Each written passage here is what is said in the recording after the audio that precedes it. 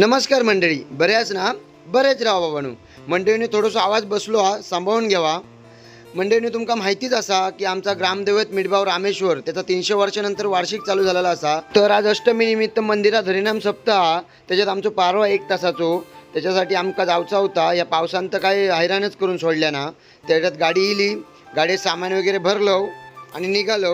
येऊन पोचलो रामेश्वर मंदिराजवळ. उमेनाने आमच्या जसो आंब्याचो क्रेट टकलेर घेतात तशी पेटी टकलेर घेतल्यानी आणि सरळ मंदिरात नेऊन ठेवल्यानी. आम्ही मंदिरात गेलो तेव्हा तांबरडेकचा दिंडी भजन चालू होता.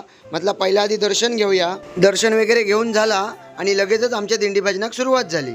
तसे आम्ही पहिल्यांदाच दिंडी भजन करणार होतो, पण आमच्या पोरग्याने ठरवल्यानी होता जसा नाचा येत तसा नाचाचा हा. आमका जमला तसा वेड्यावाकडा नाचलो.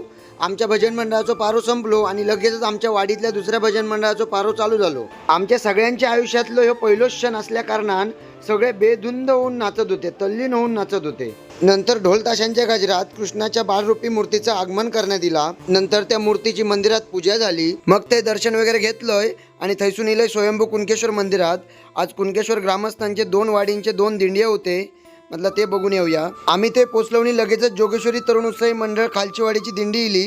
दिंडी देखाव होतो विष्णूचा वामन अवतार. ह्यो आमचो राजू दादा गपचूप खैसून तर इलो. माका रंगव गुलालान रंगवल्यान आणि माकाच उलटू नाचान दाखवता. बाकी सगळ्या मंडळींनी पण ढोल ताशाच्या दंदनाटात लेझिमचो ठेको धरल्याने होतो. या संपूर्ण दिंडीत जर आमचं लक्ष कोणी वेधून घेतलं नसत ना तर ते ह्या माणसांना एक नंबर हे भाव नाचत होतो. तोपर्यंत चांदेलवाडची पण दिंडी येऊन पोचली. त्यांचं दिंडी देखाव होतो कुणकेश्वरची दंतकथा. ही पण सगळी मंडळी भान हरपून नाचत होती. दोन्ही दिंडी बघितलं आणि गप घराची वाट धरलं.